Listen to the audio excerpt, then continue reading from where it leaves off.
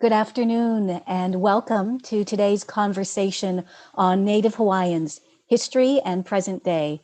My name is Seema Sueko. I grew up in Honolulu, Hawaii, and I'm so pleased to be here with Native Hawaiian historian David A. Chang. He's a professor at University of Minnesota and the author of the book, The World and All Things Upon It, Native Hawaiian Geographies of Exploration. You may learn more about David at these links, which I am posting in the chat window for everyone to see. I'm also pleased to welcome among our audience today students and faculty from Moscow State Linguistic University. And I'd like to give a special thank you to Professor Alexander Petrov for bringing us all together. This event is produced by the Forum for Cultural Engagement and the American Center in Moscow in coordination with the U.S. Embassy, Moscow. For our audience, I invite you to use the chat function at any time during this event to type in your questions. And Professor Chang will present to us for about 45 minutes, and we'll have time to address the questions following that. So, como mai, welcome, Dr. Chang. The Zoom is yours. Mahalo Seema, aloha mai kākou, nui ko mahalo e oko ima. Ia oko I ko hele mai ana I ke ia la. Nui ko mahalo e olelo me oko ma Moscow. My name is David Chang, and I wanted to thank you for this opportunity to speak to you. It really is a privilege, and it's a pleasure to talk to people on the other side of the planet at 8 o'clock in my morning and at nearing the end of your day. And also to begin in the Hawaiian language, because as you're going to hear from my presentation, our language and the recovery of our languages is very important to us as Hawaiian people. I am speaking to you from Minneapolis, Minnesota, and some of you who follow the American news, not that I presume that you do, may realize that events have been it's been a very traumatic time here in Minneapolis, Minnesota, due to a couple police killings of unarmed African-American civilians. And yesterday we had the prosecution of a Minneapolis police officer found guilty on 3 counts of killing and murder. And so it's just a time of great change, one hopes. But it's certainly a time of great tumult here in Minneapolis. So I just want to give you a sense of where I am. And we can talk about that later if you want. But that's not the subject of my talk today. The subject of my talk today, and I'm going to go straight into a PowerPoint presentation, is Native Hawaiians past and present, the history and the present day. So my name is David Aiona Chang. I'm a professor of history here at the University of Minnesota in the North Center part of our country. And let me introduce some of the terms I'm going to be using. I'm going to be speaking about us as Indigenous people, the Indigenous people of Hawaii. That is, the descendants of the original people of a territory that have been occupied by another power and are no longer sovereign in control of their own territory. The United States, of course, is the occupying power in Hawaii. Native Hawaiian, I will use interchangeably with the word Hawaiian, Kanaka, and Kanaka Maoli, the last 2 words coming from the Native Hawaiian language. The Native Hawaiian population is a large population in terms of the indigenous populations of the United States. There are 530,000 Native Hawaiians in the United States as a whole. 355,000 Native Hawaiians live in Hawaii. So what that makes clear to you is that a significant amount of Native Hawaiians now live out of the state. Most of them on the continental United States, especially the states of the West Coast of California, Oregon, and Washington, but also in Utah and Texas and elsewhere, including here in Minnesota. Native Hawaiians are indigenous people. So when I use that term again, just to return to it, to think about other indigenous people and to place them into that context, we can think about Native American people. We can think about Maori people of New Zealand, the Aboriginal people of Australia, indigenous people of Siberia, the indigenous Ainu of northern Japan, and so on and so forth. Generally, these are the people who live in nations that were built by empires, and whether those empires now rule that land or some independent nation now runs that same territory.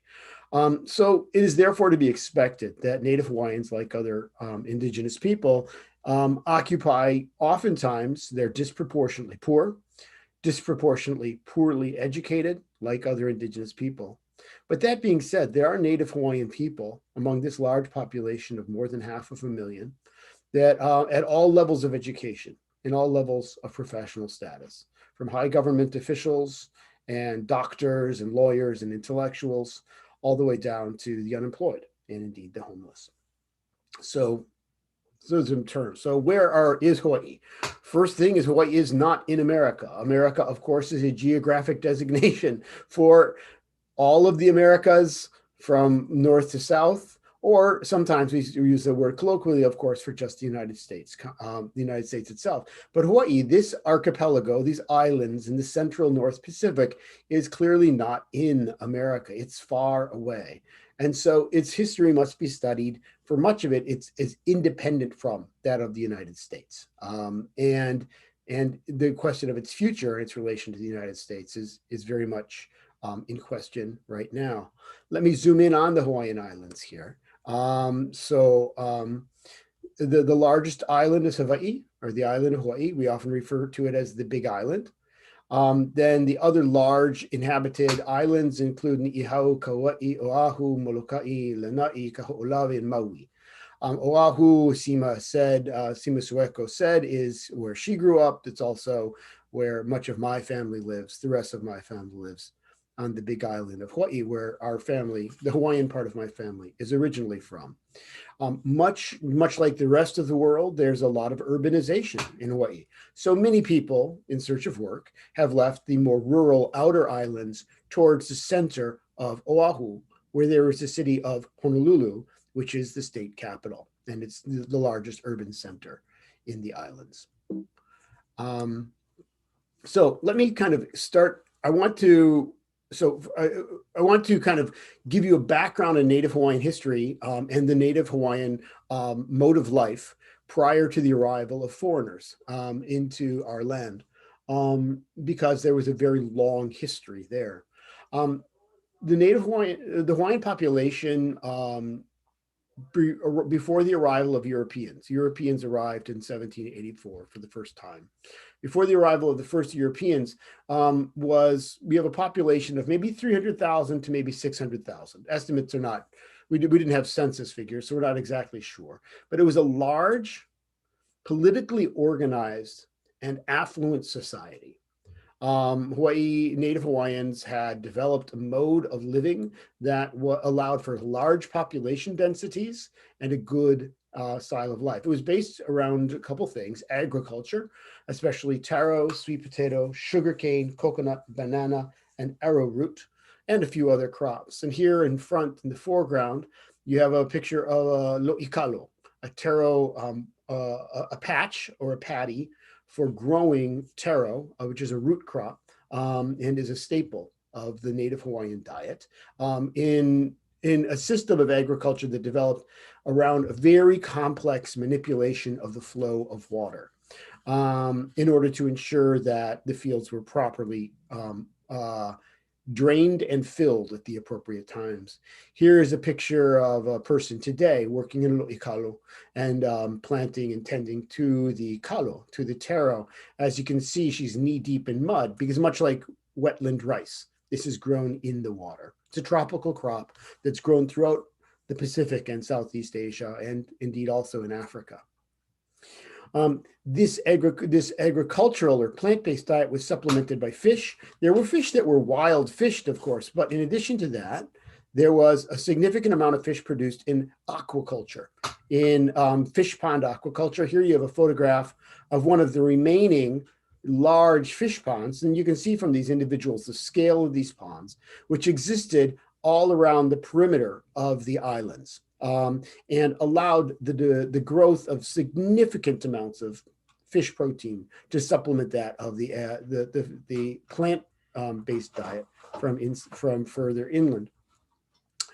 This mode of agricultural production was, as I said, it depended on a very complex system of food, of politics, which was tied to a very complex system of religion. Because it was necessary to have a complex administrative structure to oversee the production of food, the distribution of food, and the distribution of land and water, which were the crucial resources for the affluence that Hawaiian life enjoyed. And the chiefs of Hawaii, the ali'i, were very closely tied to and were important in the practice of Hawaiian religion, a religion of many, many gods, akua, as we call them in Hawaiian, and intervening priests or kahuna who intervened between the people and the akua in order to propitiate and make sure that the gods were adequately worshipped, and to make sure that the future would be a good one for the Hawaiian people. And the centers of this worship were Heiau and Luakini, which are temples. And here is an engraving by an early European in Hawaii, showing the houses of worship, and then where gods and sacred items might be held, and some images of the gods. And of course, here we have a large pig being offered in sacrifice to one of the gods. So you have a complex agricultural, aquacultural, political, and religious structure that is building in Hawaii an affluent society. That society in Hawaii evolved from the arrival of people who lived in Hawaii. The timing on that is not entirely sure. Maybe perhaps between 1600, between 800 or between 1300. And then for a long period thereafter, where Hawaiian society continued to develop before Europeans arrived. That religious practice was tied to performative practice that perhaps many of you have heard of or seen pictures of. Hawaii is famous for the hula. The hula is a form of Hawaiian dance that is still practiced today, and is a sacred art form in its original form.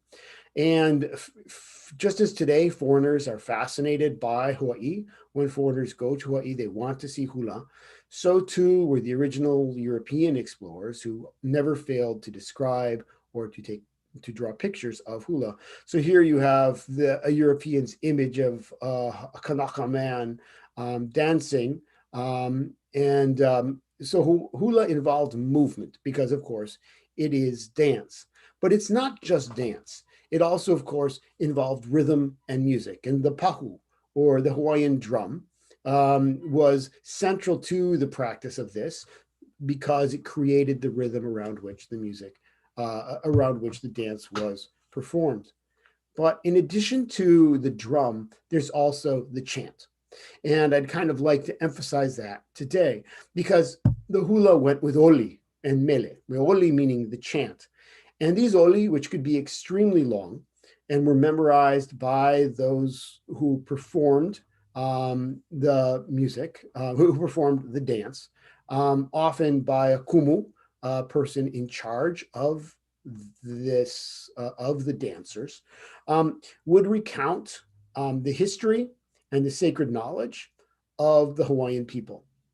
And so therefore you have a whole series of cultural experts involving performers, musicians, and chanters. And embedded in that performance is the history, the theology, the natural sciences of the Native Hawaiian people. Hula was an embodiment, in many ways, of the high knowledge of the Native Hawaiian people. Now, this is a picture of Kamehameha.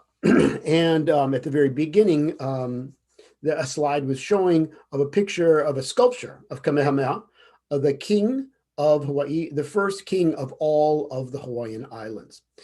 As I said, in the 1780s, the first Europeans arrived in Hawaii, and they arrived into Hawaii that was already changing. When they got to Hawaii shortly before 1800, what they encountered were four major centers of power. This group of islands was divided into something that we could call something like four kingdoms, four political entities.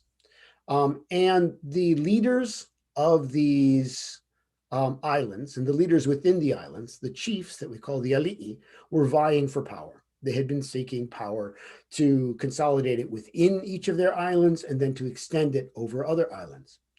Hawaii, the largest of the islands here in the southeast, was one of these political entities.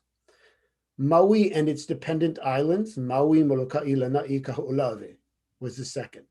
Oahu, which is small but affluent and powerful, was the third, and Kauai and its neighbor Ni'ihau was the fourth.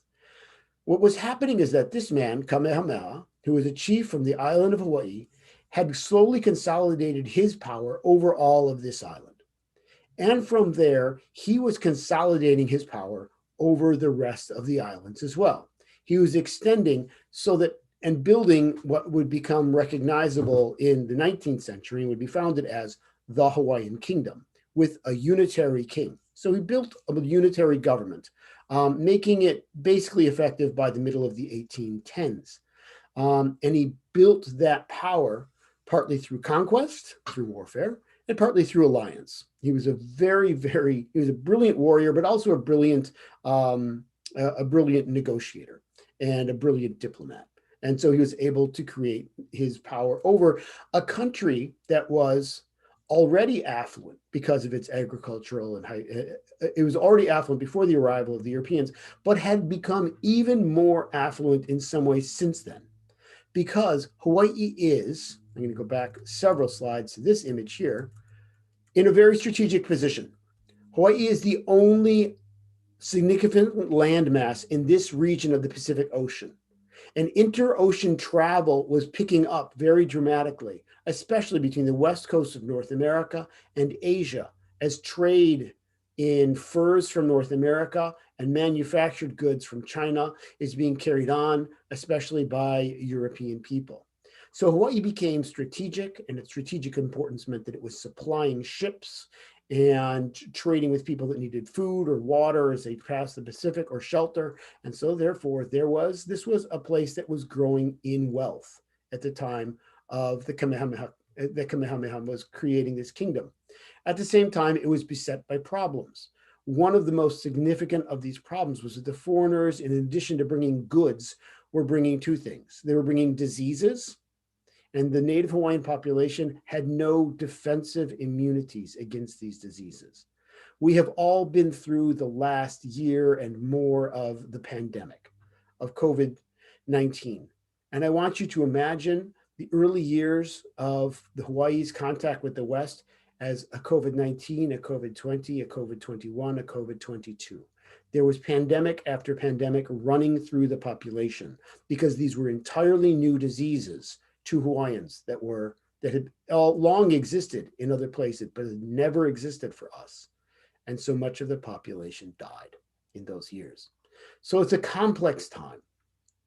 The other thing that Europeans brought with them, and it was Europeans and Americans that were coming through so much, was a quest for power. And that quest for power was going to matter very much for Hawaii as well. I'll get to that in a moment. So Kamehameha is building his power over this archipelago, and he succeeds.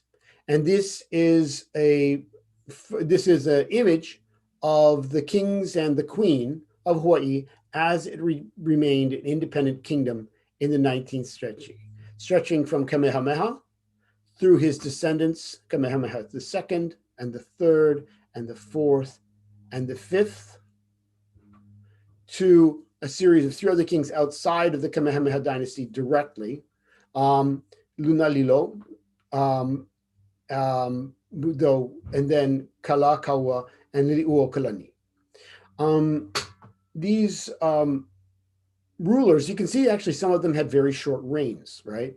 Some of them were adequately long, but some seem alarmingly short. Kamehameha II's reign was only 5 years.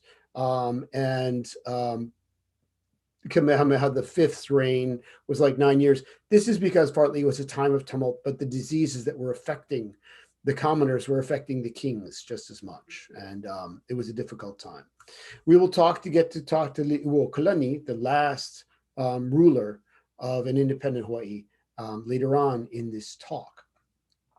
So what you have is an independent kingdom of Hawaii that is changing rapidly because outside influence is bringing new challenges and also new opportunities to Hawaiian people. And so basically Hawaii is now dealing with empires. It's an independent kingdom, but it's a small one. It has strategic advantages in that it is the only good place to harbor a ship in the central North Pacific. It is the only good place to get water. It's the only good place to get food in the central North Pacific.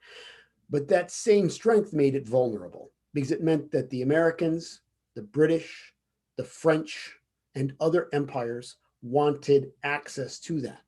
Sometimes they were willing to negotiate access or to purchase access, through normal diplomatic means. But sometimes they extended that. And there were a series of events in the 1840s and stretching into the 1850s where the French and the British tried to extend their authority over Hawaii. But even before that, I thought it would be worth mentioning to you all the efforts of the Russian Empire. As you may know, the Russian Empire operated something with a partner called the Russian American Company.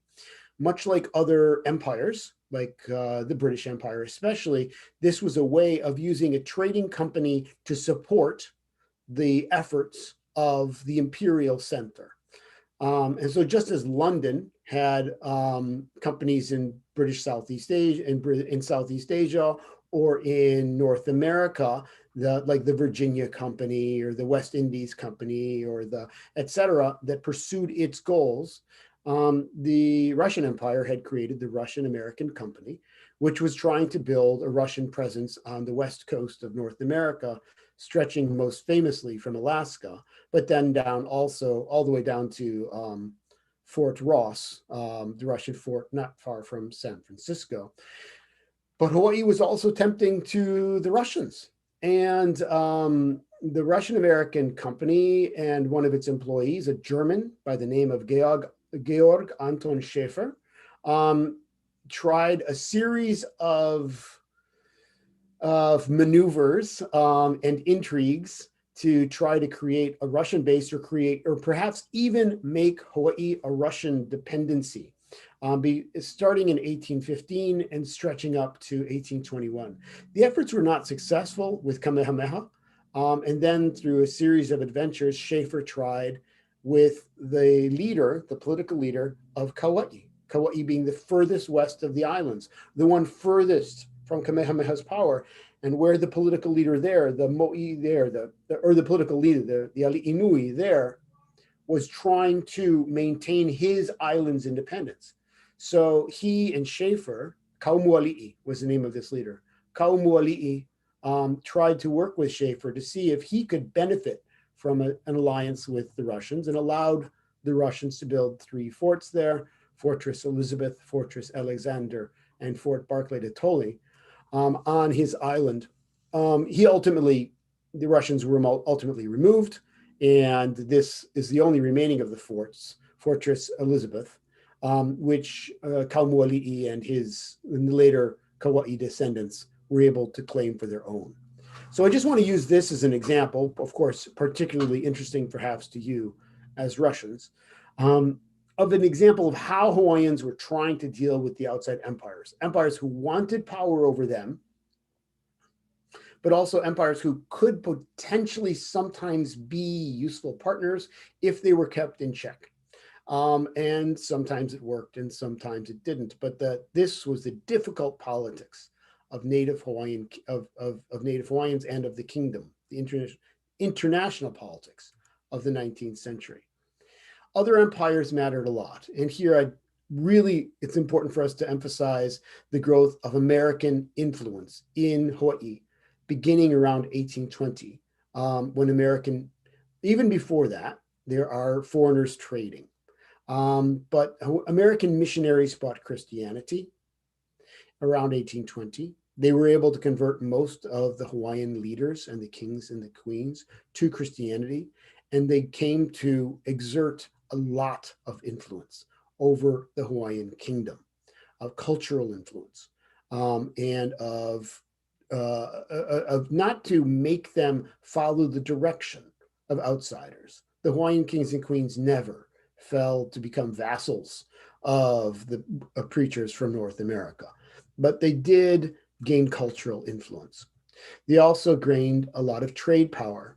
Here is a picture of the harbor of Honolulu, looking up Nuuanu Valley here on the left, around in the 1850s. And as you can see, it's foreign ship after foreign ship after foreign ship. That trade brought affluence. As you can see, the town of Honolulu, which had just been a small cluster of various different kind of settlement sites 100 years before, was growing into a city. In addition to providing for the ships that needed provisions as they crossed the Pacific Ocean, Hawaii was becoming a center of the global whale hunt, and it became the center of the Pacific whale hunt. So foreigners, English, French, but especially Americans, because of their influence in the whale hunt and their domination of the whale hunt, were increasingly settling. And you have to imagine that in this town, there are large numbers of foreigners. There are still many Hawaiians, many Kanaka live in this town of Honolulu, but many, many foreigners are living there. That brought affluence. It also brought influence, and it brought dangers. Those dangers could mean excessive influence in the court. It could mean indebting the Hawaiian kingdom to them. And the Hawaiian kingdom did accumulate debt towards other governments, which put it in a vulnerable position as Hawaii is changing. Another way that Americans were growing influence was by the late decades of the 19th century, Americans were investing in planting sugar plantations throughout the islands in order to produce this crop, which could be exported to around the world, but especially to the United States. Sugar brought major transformations. The foreign influence in Hawaii had for some time been clustered in towns like Hilo or Honolulu or Lahaina. But the sugar plantations brought that foreign influence and turned it into a land hunger that extended throughout the countryside as plantations grew. It also transformed the population, because instead of a few traders and a few businessmen and a few ministers, the foreign element started to include large numbers of plantation laborers. This time, often plantation laborers, especially from Asia, who came and worked, and soon the Native Hawaiian population is turning into a smaller and smaller proportion of the population of the Kingdom of Hawaii, and which is further weakening their control of their own government. One way of looking at how this worked is to look at the performing arts and to look at hula. As I said, hula is a practice that embodies both art and knowledge and politics and religion. All of that is embedded in the sacred dance of the hula. But the American missionaries, the Christian missionaries, who are what we would now call Congregationalist Christians, they came from New England around 1820, and they looked at the hula, and they, instead of seeing art or knowledge or the sacred, they saw only sex. They saw profanity. They saw obscenity, and they objected it. And they did realize that there were sacred elements to them, but those sacred elements of the Hawaiian religion to the Christian missionaries appeared to be sinful worship, okay, of false gods, or even worse, perhaps of the devil. Under American influence in the year 1830, there was a ban on the hula, on the public performance of the hula in 1830. That ban, of course, forbade a certain form of movement, but it also forbade and made difficult the transmission of knowledge. It made it difficult. It did not disappear. But hula is a public art form. It is meant to be performed in public and to serve a particular social function. not only of stating this knowledge, but of promulgating that knowledge, of perpetuating that knowledge, of passing that knowledge on. And so I use this image of this icon of a missionary speaking to Hawaii, to a bunch of Kanaka Hawaii on the island of Hawaii, to try to capture a sense of what the Westerners were doing when they were speaking to Hawaiian people, and also the significant change this could bring. So this ban is enacted in 1830. It did not destroy the hula, but it did push it underground, and it made it difficult to transmit this knowledge. But Hawaiian people did not want to surrender it, including the Hawaiian kings and queens.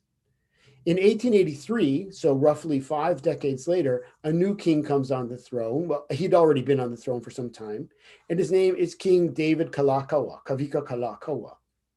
And Kawika Kalakaua was a fascinating king because he was extremely sophisticated in his approach to the global world. And so what he did is he did the first travel around the world of any monarch who was currently seated on a throne. In other words, other monarchs before they were seated on a throne, or perhaps after they had abdicated their throne, made global tours.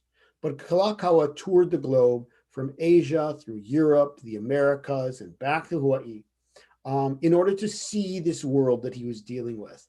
And one of the things that he discovered and came to understand probably better than any other of the Hawaiian monarchs was the need for the Hawaiian kingdom to perform its sovereign independence, to show the world visually that it was a kingdom among kingdoms, and thereby to hold off the empires that were seeking power over the islands.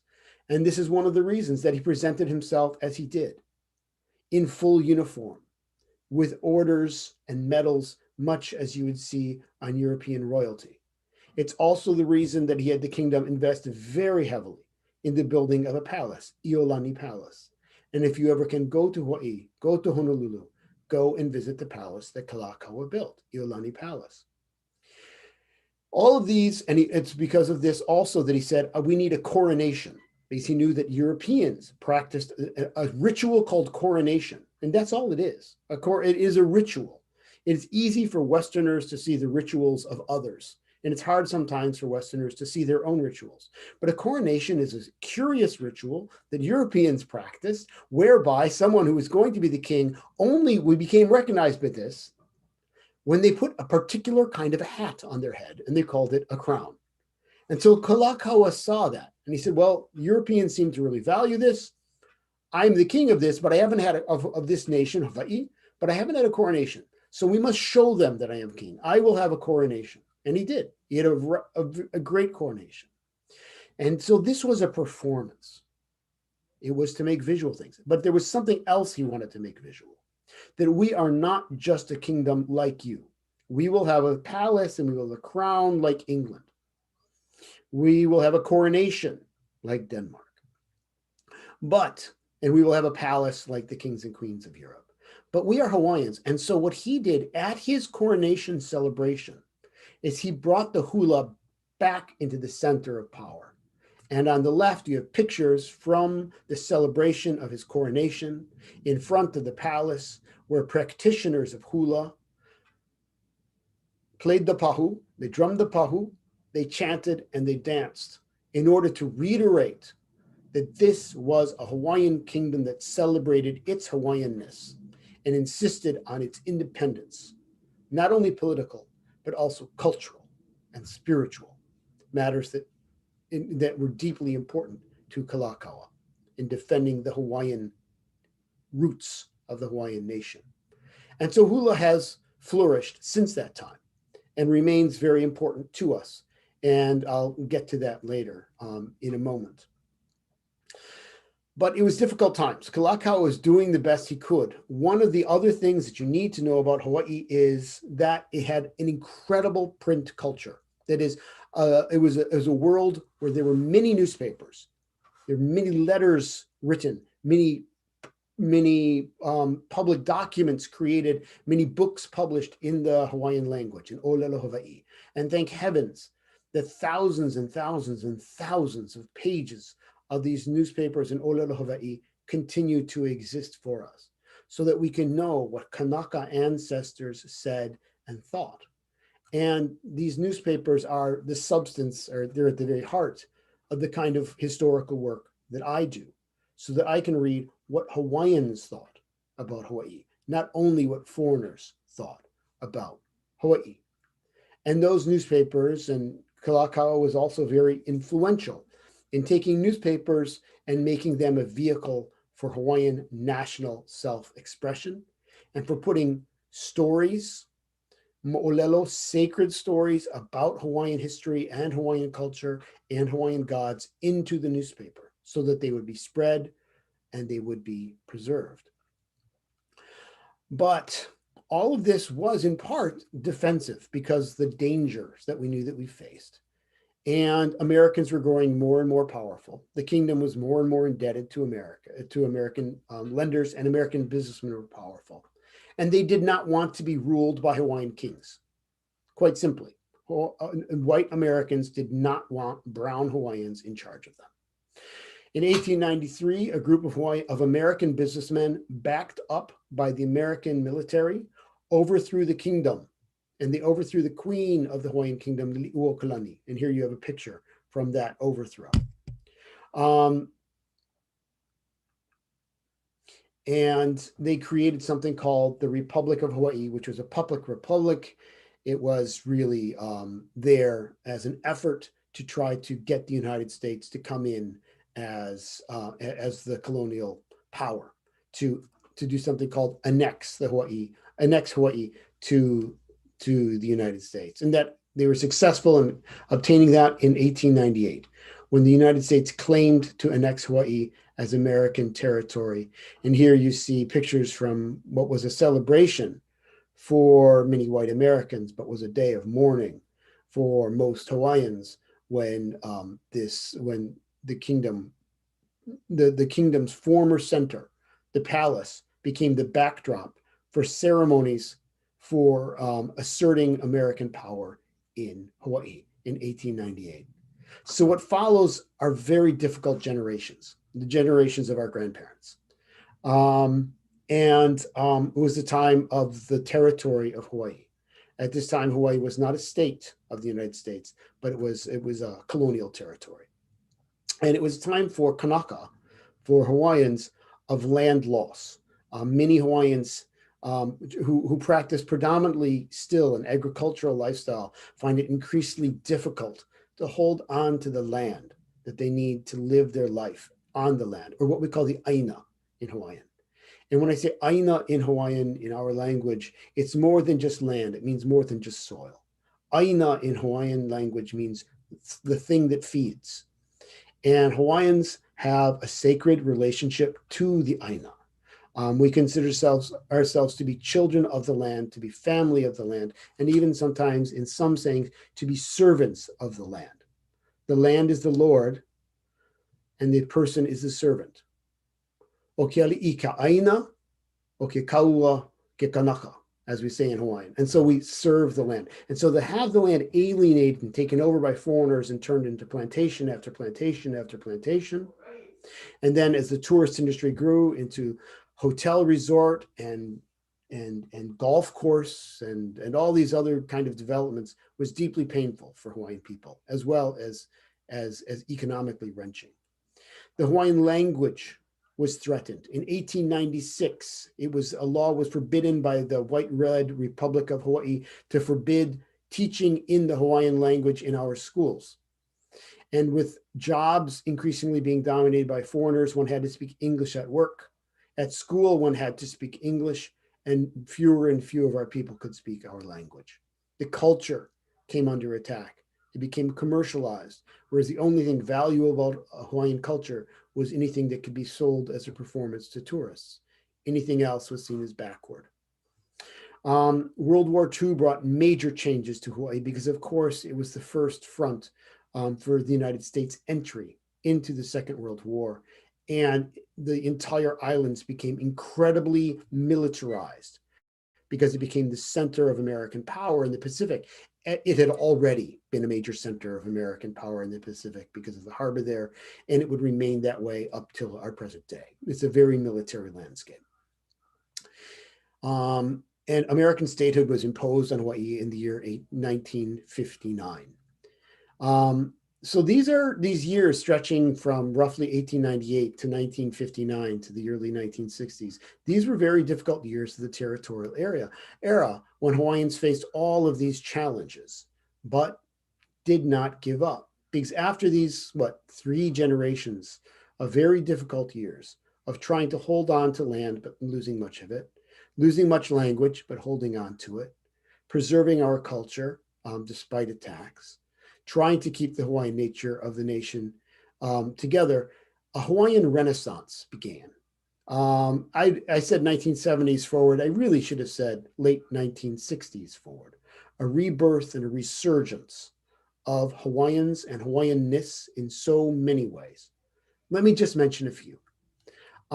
First came the effort to defend land, and with it, the rural way of life, and which is not just an economic goal, but it's a political and a cultural goal as well. Keep Hawaiian lands in Hawaiian hands became a major slogan, and it remains a major slogan today. The effort to allow Hawaiians to live on the Aina and have a relationship that is appropriate with that Aina. In the performing arts, in Hawaiian music, very famously in slack key guitar music, became a vehicle for the expression of Hawaiianness and of Hawaiian cultural continuity. Here you have a picture of Gabi Pahinui, Pops Pahinui, who's my father's guitar hero, and whose music was in many ways the soundtrack. It was the music of the Hawaiian Renaissance, and then the spread of all many kinds of Hawaiian music asserting Hawaiian distinctiveness. So today we have Hawaiian slacky guitar, but also Hawaiian reggae, Hawaiian hip hop, Hawaiian pop music, Hawaiian rock, as ways of expressing Hawaiianness in the contemporary era. The Hawaiian language, Kumako O'olelo Makuahine, our mother language, is growing. And so many more Hawaiians are learning to speak Hawaiian and are practicing it in their home and in their everyday life. It is now possible to study in the Hawaiian language from preschool or kindergarten, like these adorable children sitting around the carpet, around their kumu, around their teacher, all the way up to graduate school. Here you have a picture of one of my heroes, Noe Silva, who's been a big mentor of mine, who's a major Hawaiian scholar at the University of Hawaii, began as a language teacher, teaches political science, is brilliant historian as well. And the rediscovery and the assertion of the life of our language is crucial to us. A cultural revitalization, which stretches from the food that we eat, growing kalo to make poi, and this man is pounding poi, to hula, this person is dancing hula, to the weaving of lauhala, all this kind of cultural revitalization, to live, to perform our Hawaiianness for a Hawaiian present, for a Hawaiian future, is growing. And all of this has a politics to it, of course. A political activism for the defense of, as you see here, the sovereign nation of Hawaii has been a powerful idea in Hawaii. Now, Hawaiian sovereignty has meant different things to different Kanaka. To some Kanaka, it means some sort of an administrative structure between them and the United States, something to defend Hawaiian interests in some ways. For some, it's something like a tribal government modeled on the governments of the American Indian nations. For some, it's the goal of a fully independent Hawaiian nation, once again, to assert Hawaiian power in the Hawaiian nation. Even with the full knowledge that that Hawaiian nation would include many non-Hawaiians as residents and perhaps as citizens. Central in the early days of this effort to rebuild Hawaiian sovereignty is this woman, Haunanike Trask, and her sister, Mililani Trask, very important leaders in the sovereignty movement of the 1970s and especially the 1980s. And many different leaders are there today. That movement encompasses all of these goals. The one that's most, the act of Hawaiian Renaissance that's most visible today is the defense of Mauna Kea. Here's a picture of Mauna Kea. It is the highest mountain in the Pacific, and it's on the island of Hawaii. And it is so high that, first of all, it's a site of great spiritual power. It is a sacred site. It is a site of worship, and a site of prayer. It is a site of the gods, and Hawaiians have always assigned it a great spiritual significance. To Westerners, and especially to Western scientists, its value is scientific. There are over a dozen telescopes on top of Mauna Kea that were built by astronomers in order to study the stars, because it is so high up that the atmosphere is very clear. There's very little pollution, and there's very little light pollution. In the 2010s, there emerged the effort to build a new telescope, a telescope 30 meters across in Hawaii. And Native Hawaiians said, no, we will not allow you to build yet another telescope on top of this sacred mountain. So beginning in 2015, peaking in 2019, continuing today, is the effort to stop this building of this telescope, this desecration of this site, to build another telescope on top of the mountain. It's a movement where people have occupied the road there to make it impossible for the construction vehicles to go up and to build the telescope there. It's a movement that I've been involved in, that I care very deeply about as well. And it's something that's united Hawaiians, from businessmen to professors to scientists to the homeless people on the street, is the defense of this sacred site. So now we can look towards the future. And we don't know what's going to happen. We never do. And historians like myself should never guess what's going to happen, because we're not good at it. We study the past. But when I look to Hawaii today, I see our people, the Lahui Hawaii, the Hawaiian people, and I see a mobilized population. I see a politically conscious population. And I see a population that is connected to global currents of Indigenous politics. We understand our struggles in Hawaii as the Native Hawaiian people as related to the struggles of people in North America, in South Africa, in New Zealand, in Australia, in Northern Scandinavia, when we think of the Sami people. And so it's a global vision of what Hawaii means and how we're connected to other struggles. And we now also have a large diaspora, a large population that is far away from Hawaii, a large group of people such as myself that want to remain connected to Hawaii and care about its future. So I don't know what the future of Hawaii is going to mean, but the present suggests that it's going to be a time of Hawaiian assertion and survival and growth, though we don't know what direction that growth will take. Thank you very much for your attention. I've really appreciated the chance to talk with you. Mahalo. Mahalo, David. That was such a powerful presentation. Thank you so very much for sharing that with us. I see we already have questions in the chat window, which I'd like to bring to your attention. And we've got about 9 minutes left, so certainly for our audience, do feel free to add questions to the chat window. The first one that came in is, why did the Russian-American company leave Hawaii? Was it due to the logistic difficulty of maintaining the presence? It was partly logistic, it was partly expensive, partly, I don't think that the crown really wanted this very much. I think the Russian-American company wanted to do it, but it didn't fit the imperial plans of Russia. And then also, Kaumoali'i didn't really want them to run his island. He helped them to build these forts, and then he wanted them out. And especially his son wanted them out. So they weren't really welcome to stay. It was not practical, and they got outplayed by the people of Kauai. They got chased out by the people of Kauai in the long run.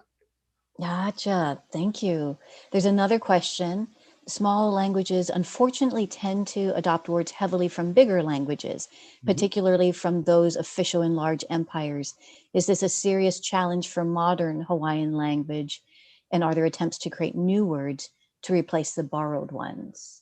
Sometimes, yes. And some people care very deeply about this. They are purists. They want a Hawaiian language that's pure and has no foreign influences. So we do, so oftentimes there are two words. For example, I'm speaking to my computer. In Hawaiian, every day, many people call this kamepula, which is clearly a borrowed word from computer, kamepula, computer. Right? But I can also call it the lolowila, lolowila, which is a word that's entirely of Hawaiian origin. So yes, that does occur. At the same time, there are many words that we've borrowed from foreign languages, and it doesn't personally bother me at all. In English, we speak many words that were borrowed from French. I don't care. I'm still speaking the English language. So for me, this is the telephone, and that comes from French. And in Hawaiian, it's kelepona, and that comes from English. And either way, I'm speaking the language I'm speaking. Excellent question, though. Thank you, David. Another person writes, thank you so much for your contribution to our education. This is another question about language and culture. And they want to know, are there government support programs for the Hawaiian language and culture? Yes, there are Hawaiian support. There are support. The state of Hawaii is contradicts itself constantly, and they support it and then they don't support it. And so there are immersion schools where you can put your children and they will be taught only in Hawaiian. And there is a Hawaiian department at the University of Hawaii and at other colleges. And there's efforts to put it on signs and to put it and to make it publicly visible. So yes, there's efforts to support the language. And since the 1970s, Hawaiian is an official language of Hawaii for government purposes, just like English. But it's very hard to use it.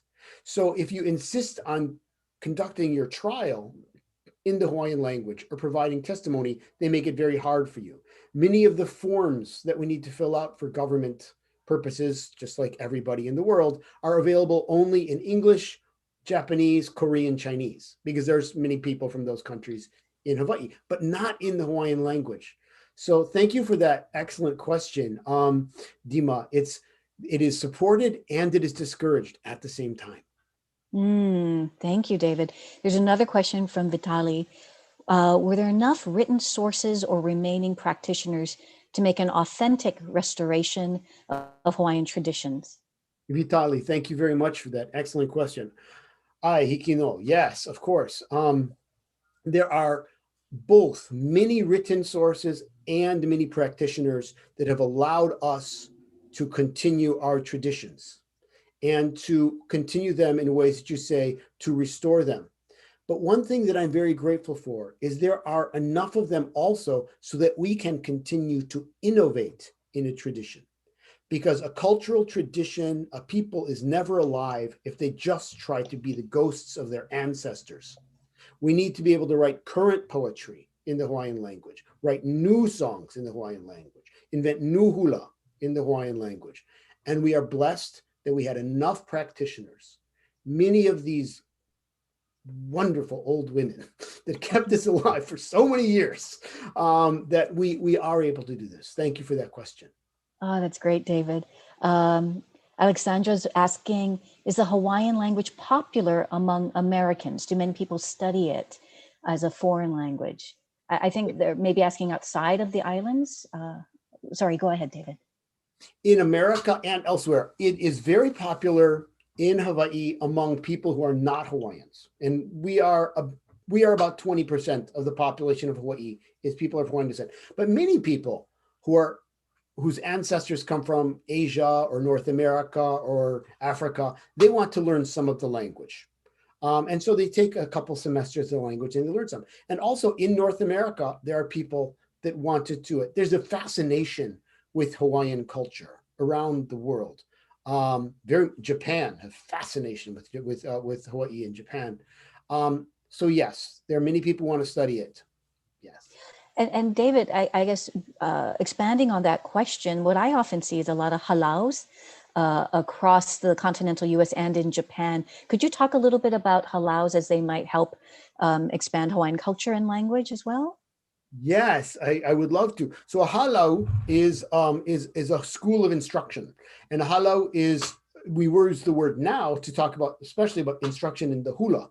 And so people in Hawaii, Hawaiians and non-Hawaiians, study hula, but there are halau in North America, there are halau in Europe, there are halau in Japan, very profitable business there, halau in China now, where people learn to dance hula under a kumu being their teacher or their instructor. And they can achieve different levels of proficiency. But when you study hula, ideally, you should learn not only movement, but you should learn language and dance as well, language and chant as well. You should know what you're dancing. And some kumu do a better job than others. Then again, some students are more dedicated than others. And so that does exist. And I'm going to use that to transition to the next question, on cultural appropriation. There is a huge amount of cultural appropriation built into this story. And that's a very sensitive and intelligent question. In that, one way that we talk about this as Indigenous studies is there is colonial hate and colonial love.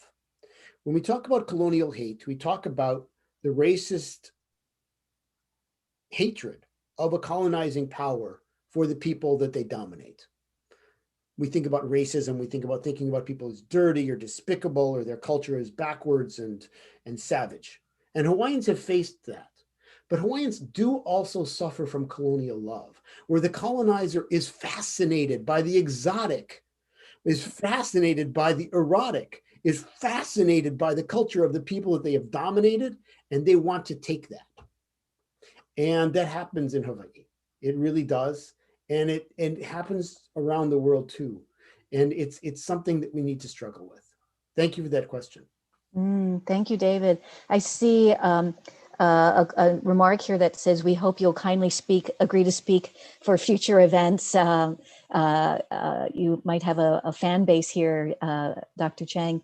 But they want to know your opinion on similarities and differences between Russian and other nation attempts to establish their settlements in Hawaii. I also see that we're nearing our end, so this will probably be our final question. The Russian attempt was less successful because they had less natural connections going in and out. There were very few Russians in Hawaii that could help the growth of Russian power. There were Americans, there were French, there were British citizens there whose interests could back up, whose businesses could back up, whose churches could back up those other powers, but not for the Russians. Because what you had is you had the Russian American company trying to do it all by itself. That wasn't going to work for as an imperial plan. It took some settlers in order to make that happen. And I'd like to thank Professor Petrov for his very kind words. Thank you. Thank you very much. Thank you. And on that note, I think we'll wrap up. But Dr. Chang, do you have any final thoughts that you'd like to share with the students and the faculty on our call? I just would like to give you my thanks. It's never been my privilege to speak to a Russian audience ever.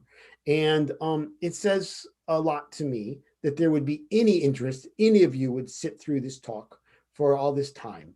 I hope that I hope that you continue to think about Hawaii and these issues of cultural revival and Indigenous people in relations to places that are perhaps closer to your own home and to your own country. Thank you very much. Thank you, Dr. Chang. And to our audience, I just placed in our chat window a survey link. We would love to hear your feedback on today's event. And so please capture that before we go off the call and let us know how you enjoyed today's talk. Mahalo. Oh, go ahead, please. Yes. I see some questions I didn't get to answer. I'm putting my email into the account. Please feel free to email me, okay? If I didn't answer your question, get that email and I will answer your question. I apologize for interrupting, Seema. Oh, no, that is so generous of you. Thank you so much for sharing your email address. And it's such an honor to meet you. And I learned a great deal. Mahalo nui loa to you. And thank you to all of our viewers today.